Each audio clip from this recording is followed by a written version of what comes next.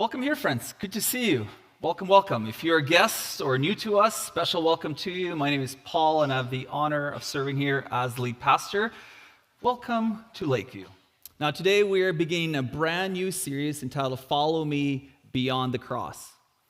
Last week, really honestly, starting, or a week before that, actually, starting with Palm Sunday, following to Good Friday, and then Resurrection Sunday, we witnessed and celebrated that Jesus is not the kind of king that we expected. We actually celebrate that he's not the king that we expected. Unlike kings of this world who wage wars, show self-interest, or dominate through military or economic leverage and strength, Jesus is a king whose power is revealed through sacrifice. He's a king whose kingdom comes not by taking life, but by offering life. A king who defeats death through self-giving love, and in doing so opens up entirely new way of life, and then invites us into it. Now, if that's true, if that is the kind of king Jesus is, and he's not like the kings of the world, if this is all true, the question for us today is, how do we actually follow this kind of king? Now, I think that's actually a really important question for us to wrestle through, right? We can go through all the Easter weekend, Palm Sunday before that, and celebrate and remember and think about it, and there's all this height and family and all this good stuff that's happening. But then regular life begins. And we kind of come to this place of like, well, what does this mean for me now? Like, now what? What do I do with this king? Does he matter in my life? Do I just go back to my regular routines? Does my life change at all? So this question, how do we actually follow this kind of king, is really important for us, right? Palm Sunday, the people welcomed the king. They were cheering him on. They were excited that here comes this king who's going to be this new king of the world, who will actually do what kings do. That was the Palm Sunday expectation of the king. He will destroy the enemies of the empire. He'll destroy the enemies of the people, the Roman Empire who's controlling them. He'll then put us, the people, in charge, and we will rule the world in this kingdom, subjugating those who resist. But then when Jesus clearly announced that that's actually not the kind of king he is, people quickly turn on him. And then the king is rejected, hung on the cross to die, because he refused to act like the kings we desired. And then Sunday, we celebrated when the king defeated death. He was victorious over the grave, and this resurrected king offered life beyond the cross, beyond the tomb. Which brings us to the question, how do we actually follow this kind of king? Now, I think it's an important question for us to ask the question, how do we live in his kingdom? How do we follow this king? Because this kingdom can be kind of confusing. Now, if you've been in church for a while, or if you've been a Christian for a while, if you're not, if you're new, I'll explain this. But sometimes as Christians, we use these kind of words to explain this kingdom. We say things like now and not yet. You know, we speak of God's victory over death, but we know there's still death. So we say now, but not yet. This kind of tension, this reality that we live in. You know, we hope for the day when there will be no more tears and sorrow while still living in a place full of them. So if we're truly honest, following Jesus can actually be confusing. And in the midst of this confusion, Jesus is still proclaiming to be a king. And like every king, he calls us for our allegiance. He calls us with a simple invitation, follow me. Now, I've been reflecting this week on what follow means for me, or has meant in my life. And I've noticed that there's been different seasons in my own life, what follow me meant for me, okay? I remember when I first went to Bible college, I was 19, I took a gap year, I wasn't sure what I was going to do in life, and I was kind of waiting for my girlfriend, she was a year younger, so for her to graduate, and then she declared she's going to Bible college, and I was like, oh, sweet, okay, I guess I'll go to Bible college. Maybe not the best reason to go to Bible college, to follow a girl, but I knew I had to lock that down, so I went to Bible college. Now, I did have some assumptions as I went to Bible college. I had assumptions that if I could just learn everything I can about God, if I could memorize enough, understand enough, organize it all really clearly, then I would be following Jesus well. And then I would be able to help others follow Jesus if I had all this information really in a good way. Like if I could just know it all, know all the verses, memorize them, and have it all sorted, then I can follow him well and lead others to follow Jesus well. So much of my early faith was shaped around that idea of following Jesus. It was deeply tied to information. Again, if I can get it right, if I knew enough, understood enough, then that would mean I'm following Jesus well. And maybe you can resonate with some of that idea, right? Like maybe I'm sharing these things about knowing about Jesus, memorizing the Bible, understanding how the story goes, like that is following Jesus. You're like, what are you talking about? That's good. Maybe you're in the same kind of thinking. Because that's where a lot of us Christians go. It's like if we just know enough, if we just have enough memorized, then we're following well. But that's where the tension actually started for me. Because when you actually read and go back to the Gospels, Matthew, Mark, Luke, and John, the 4 accounts of Jesus' life and his ministry, and if you can read them maybe with like fresh eyes, like not with expectations, but just fresh eyes so you can read just the story of what's happening, you start to notice something very different. In fact, you begin to notice that for most people in the New Testament, following Jesus was not primarily about information or knowledge. Rather, it was deeply and profoundly tied to relationship. As you read the Gospels, you start to notice a pattern again and again and again. Jesus doesn't just present ideas for people to believe. Rather, he extends an invitation for people to follow him. He simply invites people into a relationship. And this is kind of where it gets weird, because the invitation to follow him was to accept him as a king of a different kind of kingdom. And somehow in this kingdom, all who are willing are invited. Not just like the put together ones, not just the ones that had all the right information or had all the right things memorized, not the religious or the impressive. No, Jesus begins to extend this invitation to follow him to all kinds of people. To the rich, to the poor, to the spiritually curious, to the spiritually confident, religious, irreligious, insiders, outsiders. Jesus just begins to invite everybody to follow him. And to every single one of them, this invitation just keeps echoing and echoing. Follow me. Follow me. So today, as we begin this series and try to wrestle with our question, how do we actually follow this kind of king? Let's take a look at one of these follow me invitations. And it's found in the Gospel of Matthew. And what's fascinating about this moment, actually, before we just jump into it, is Matthew is actually telling his own story. He writes it in third person, so it's easy to miss it, but this is his calling. He's remembering and he's writing what happened to him, his encounter with Jesus. So in that sense, it's actually a biographical glimpse into his own life. So here's what he says, starting in Matthew 9, starting verse 9. As Jesus was walking along, he saw a man named Matthew sitting at his tax collector's booth. So this is how Matthew recalls this whole story starting. It starts with a simple verse. As Jesus is walking along, he sees a man, it's Matthew, sitting in his tax collector's booth. Now, this is a really important detail because Matthew names who he was before Jesus invited him to follow him. He was a tax collector. Now, a thing we need to understand about tax collectors is nothing like in the way we think of, the CRA people or CPA people that work with CRA. So if you're a tax person, this is not what it's talking about. It's not naming you, so just, take a breath. This is a different kind of person. Matthew is the kind of person that everyone actually avoided. And you're like, wait a minute, that's not. It's really different. In that culture, tax collectors worked for Rome, the occupying power. So they were seen as traitors to their own people. And on top of that, they had a reputation for not just working for this empire, but they were also they would skim some of the taxes. They would steal, padding their own pockets. So now you need to imagine a person who works for a system everyone resents, profits off the struggle of their own people, and has the reputation of being kind of a liar. They're the kind of person you hear about, and your heart, once you hear about them, your heart races, and all the warning lights start flashing, and the red flags go up, and you're just like, I can't look at this person. I don't want to be near them. I want to avoid them at all costs. That's the kind of person Matthew is. He's more than just disliked. He's the kind of person people would group in with the worst of the worst. So that's kind of the setting. He's in this booth, and everybody's just like, oh, we hate this guy. And yet Jesus walks up straight to him and says, follow me and be my disciple.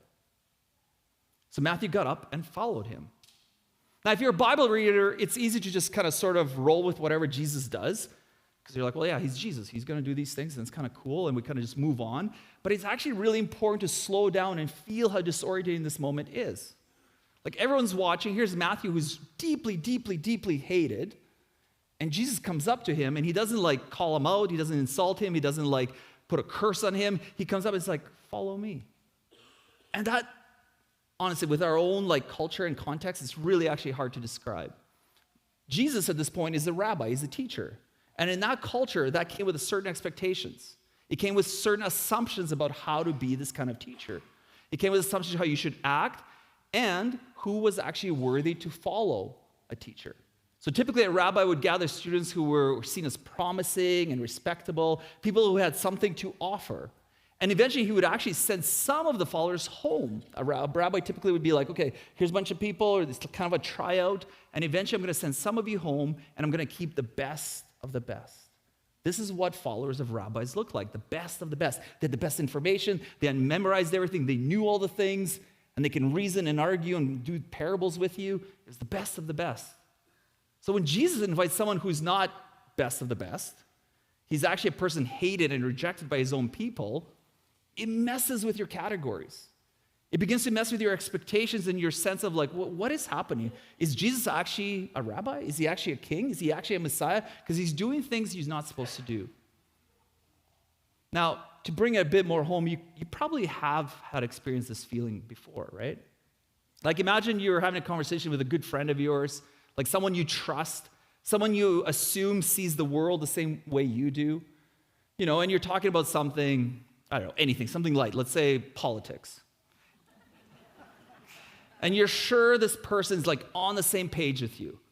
You're like, after all, they're your friend, so they're normal. They're not like just other people. They're just like you. They get you. They're going to see the things you're seeing. They're going to be reading the things you're reading. So you say something politically strong. Maybe it's sarcastic, maybe kind of mean-spirited or dismissive, and you just kind of say it. And you're expecting this, quick like, yeah, man, totally. I hate that guy too. Like you just expect that thing, but instead there's like a pause, and rather than piling on or simply agreeing with you, they respond with unexpected kind of difference of opinion.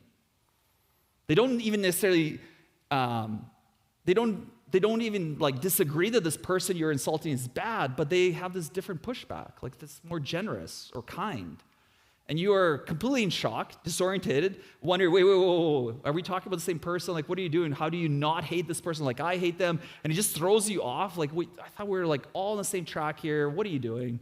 Clearly this person's bad and we're good. And this is kind of what's happening for Jesus. People are waiting for him to do something incredible, to agree with their anticipations, to agree with their expectations, to agree with how they see the world. And Jesus doesn't. He doesn't do the incredible thing that they're hoping for. He does the wrong kind of incredible. So Jesus says to Matthew, follow me. And then we read, he says, later Matthew invited Jesus and his disciples to his home as dinner guests, along with many tax collectors and other disreputable sinners. Again, I don't think we always get the gravity of this moment. Think about the description Matthew gives his own house, right? Because Matthew's writing this. Disreputable sinners.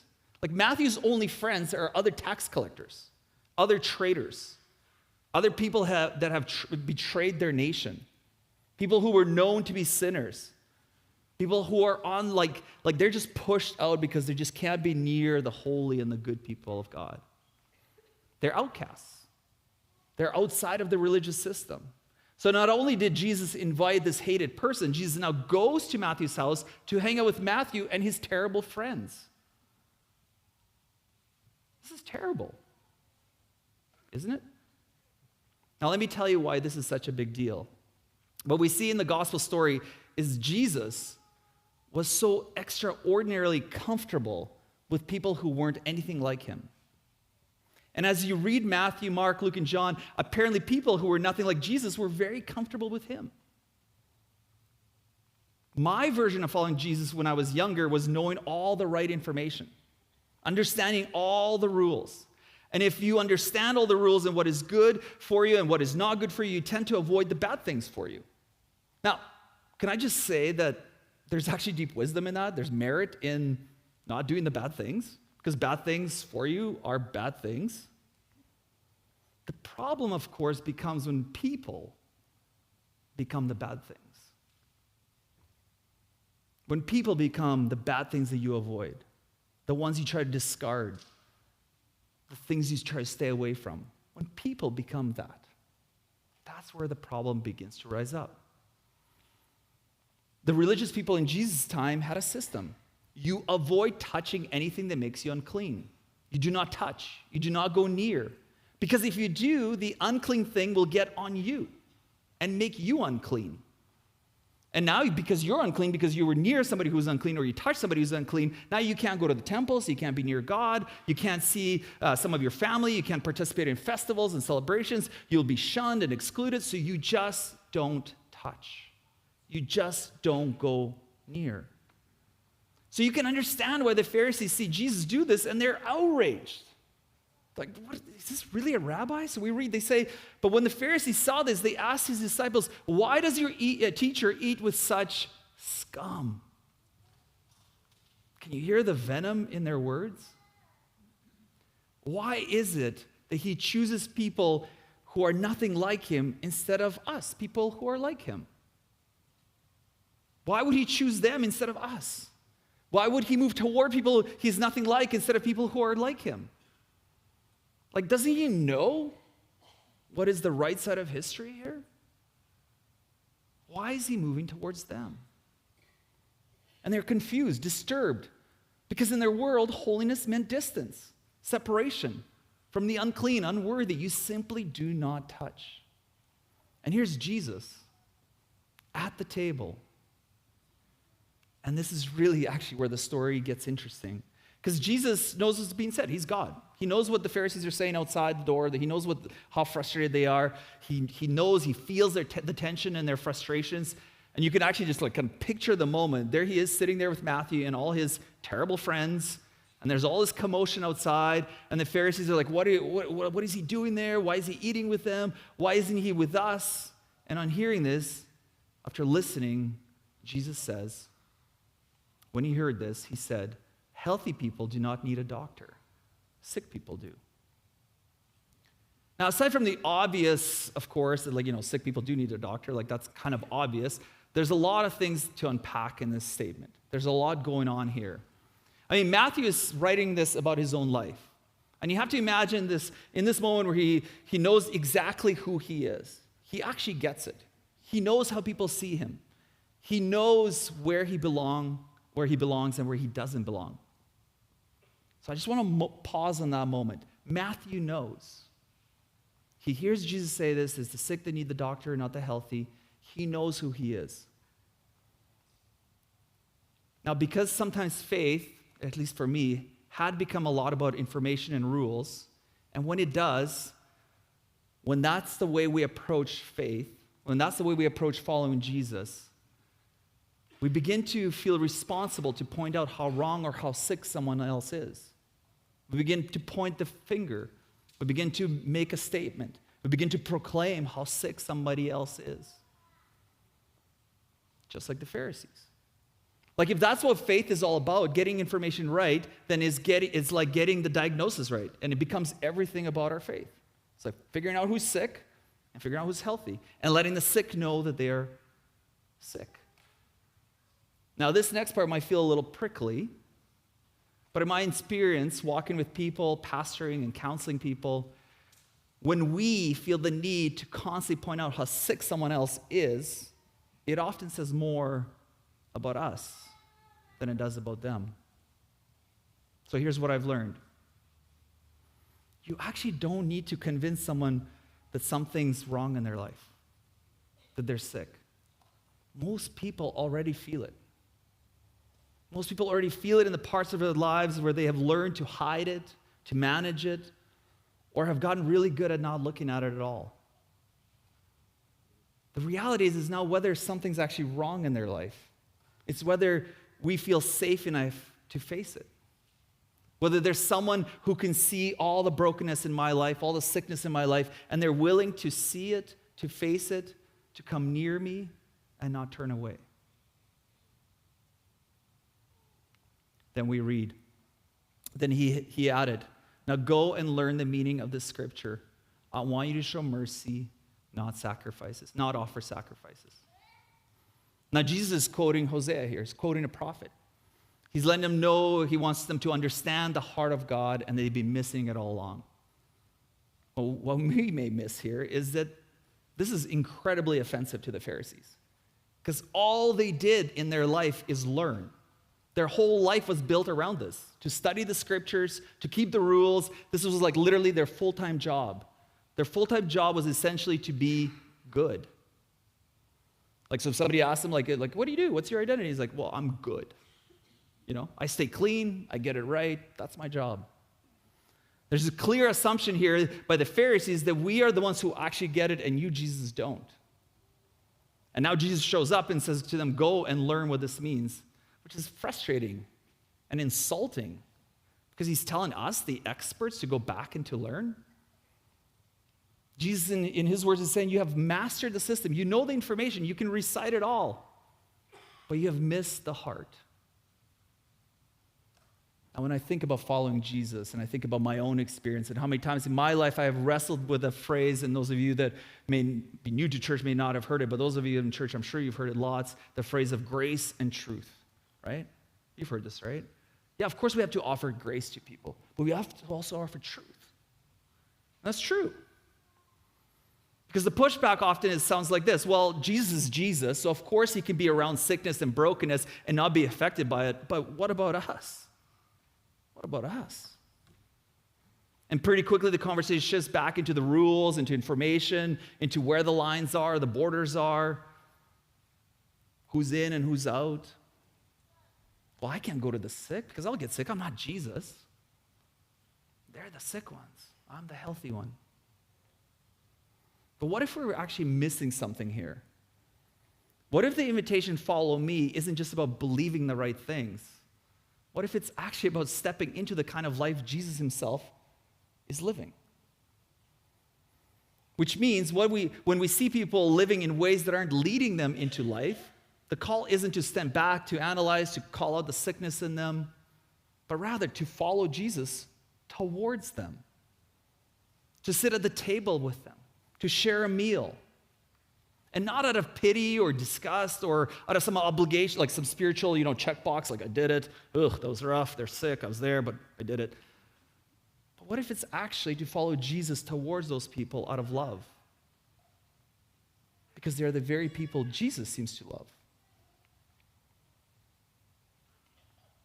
Jesus says, for I have come to call not those who think they are righteous, but those who know they are sinners. Matthew knows. He knows who he is. And Jesus isn't trying to build a circle of people who just believe all the right things or behave in all the right ways. He's actually forming a people who embody the life of his kingdom on earth as it is in heaven. King Jesus doesn't stand at a distance from us. He actually moves towards us. Like, that's the story here. Sometimes we want to see ourselves as Matthew in here, but really often, I'll speak for myself, as a church person who's grown up in church and was born in church and raised in church, I'm often the Pharisee because I have all the right information. I have a lot of Bible verses memorized. I read it every day, friends. And Jesus shows up and says, how are you moving towards people? Because that's what his movement looks like. And not only that, not only does he move towards the unexpected people, he says, follow me. And they do. And when they do, it's so easy, like a Pharisee, to be like, whoa, wait a minute. You can't call them to follow you. Yeah, they got to get all this other stuff right. They're sick. And yet Jesus shows up in the middle of our mess, and he calls us to join him, to be faithfully present right in the middle of people's questions, their longings, their hurt, all of their unfinished stories, just as he is for me, just as Jesus is for you. This is the kind of king he is. This is what we celebrated last week, that he's not like the kings of the world, that he's different, that he steps to those that we think are sick and wrong and are separated and far from us and says, no, follow me. The cross, the tomb, the resurrection, they're not moments in history. It was a complete overturning of how the kingdoms of this world would operate. The kingdoms of this world rule through power, control, coercion. They draw lines, borders, they determine who's in, who's out. But King Jesus, he moves towards you. And he doesn't wait for you to figure it all out. He meets you right where you are and says, follow me. Now, this year, this ministry year in September, we actually started with a series called At the Table. Because when you look back at the life of Jesus, so much of his ministry happens at the tables. The table is where Jesus meets people. Because most of our lives are centered around the table, right? It's where we eat, enjoy company, where family and friends, it's the center of our life. So now, after the resurrection and beyond the cross, we're reminded that to follow this king doesn't just mean we gather a bunch of information for the table. It actually means that we extend the table and make space at our table for the kinds of people Jesus made space for. Because to follow Jesus, to move towards people the way he does.